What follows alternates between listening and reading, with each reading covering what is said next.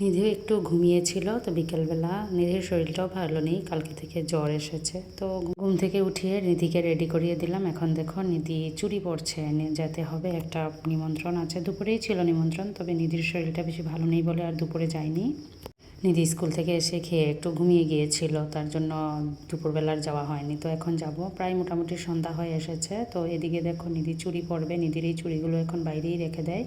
নিধির যখন ইচ্ছে হয় তখন পড়ে, আবার স্কুলে পড়ে যাবে না, কিন্তু স্কুলে তো প্রিন্সিপাল স্যার বকা দেবে বললেই হয়, ও আবার পড়ে না। এখন তো কোথাও যাচ্ছে, তাহলে চুড়ি পরতে হবে। চুড়ি পরতে গিয়ে দেখো চুড়ি পরতে যে কত সময় লাগাচ্ছে।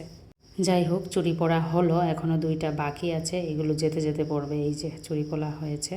তো আমিও রেডি হয়ে গেছি, যাব বেশি দূরে না, নিধির আর্ট টিচারের বাড়ি, তাদের বাড়িতে উপাসনা, তার জন্য গতকালকে এসেই নিমন্ত্রণ করে গিয়েছিল। মোটামুটি সন্ধ্যা হয়ে গেছে বলে ঠাকুরকে একটু ধূপধুনা দেখিয়েই বেরিয়েছি। আর এই যে মা এসে রেডি, মাও এসে দাঁড়িয়ে আছে, মাও যাবে। আর নিপাও যাবে, নিপা একটু পরে আসবে নাকি, নিপা আসেনি। তো মা দাঁড়িয়েছিল, আমাদের জন্য ফোন করেছিল, তো একসাথেই যাই ভাবলাম, তো এই জন্য রাস্তায়। তো মোটামুটি সন্ধ্যা হয়ে গেছে। তো এই জায়গাটা তো সবাই চিনে, প্রায় ব্লগেই সবাই দেখেন। এটা নিধির আর্ট টিচারের বাড়ি, এখানেই এসে নিধি আর্ট করে প্রত্যেক সপ্তাহে। তো এই বাড়িতে আমরা এমনিতেও আসি, আমাদের তো পাড়ারই, বেশি দূরে না। তারা বৌদি হন, আমার নিধির আর্ট টিচারের শাশুড়ি যে হন, তারা আমার বৌদি হন। তো যাই হোক, তাদের তো দুপুরে যজ্ঞ টজ্ঞ কীর্তন সবই হয়েছে, দুপুরে তো আসতে পারেনি। এই যে উনি হচ্ছেন বৌদি, বড় বৌদি, আর এই যে ওই যে নিধির আর্ট টিচার দাঁড়িয়ে আছেন, আর এদিকে আছে ছোট বৌদি। তারপর ঠাকুর প্রণাম টনাম করে এসে বসলাম। আর কি পরিমাণ যে গরম দিচ্ছে, কি বলবো, এত পরিমাণ গরম, গরমের যন্ত্রণায় একদমই ভালো লাগছিল না। আর এই হচ্ছে ছোট বৌদি, নিধির আর্ট টিচারের শাশুড়ি উনি। তো যাই হোক, আমরা আসলাম। তো আমাদের তো পাড়ারই আগেই পরিচিত, সব অনুষ্ঠানে আসি, ওনারাও যান। তো নিপা আসলো, এই যে অনেক সময় বসতে বসতে তারপর নিপা আসলো। তারা বলছিল প্রসাদ নিয়ে নিতে, তো আমরা বসেছিলাম, বললাম নিপা আসবে। তো নিপা আসতে আসতে অনেক দেরি বলে, তো ভাবলাম আমরা বসি, অনেক সময় থেকে তারা বলছিল প্রসাদ নেওয়ার জন্য।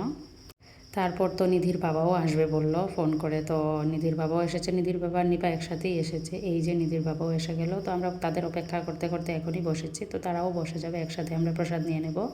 তো নিধির বাবা আর নিপা গিয়ে একটু প্রণাম করলো। আর এদিকে সন্ধ্যা আরতিও হচ্ছে, একদম সন্ধ্যার পরটাই তো, এখন মাত্র সন্ধ্যা হয়েছে, তো সন্ধ্যা আরতিও হলো, ভালোই লাগছিল। তো এই যে প্রসাদ নিয়ে চলে এসেছে তারা।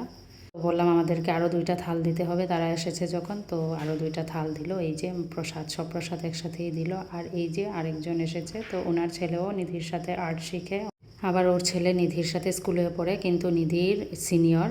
আর নিধির আর্ট টিচারের ছেলে আছে, ওর সাথে পড়ে। নিধির আর্ট টিচারের ছেলে ইউকেজিতে পড়ে, নিধির সিনিয়র আর কি। যাই হোক, আমরা প্রসাদ খেলাম, মাখা প্রসাদও ছিল, তারপর ছিল পায়েস। তো পায়েসটা অনেক ভালো হয়েছে। তারপর প্রসাদ টসাদ খেয়ে মা নিয়ে বসে গেল পান। মার তো পান খেতে হবে, আমি তো আবার পান টান খাই না, আমার পান খেলে মাথা ব্যথা করে, তার জন্য মা পান খেলো। তো পান খেয়ে এখন আমরা বাড়ির উদ্দেশ্যে রওনা দিয়ে দেব। যাই হোক, অনেক ভালো লাগলো গিয়ে প্রসাদ টসাদ খেয়ে। তারপরে এই যে নিধি, আমি, মা, নিপা সবাই রওনা দিয়ে দিলাম। আর নিধির বাবা অন্য জায়গায় চলে গেছে একটু কাজে। তো যাই হোক, আজকের ব্লগটা কেমন লাগলো অবশ্যই জানাবেন। আজকে এতটুকুই, সবাই ভালো থাকবেন, টাটা।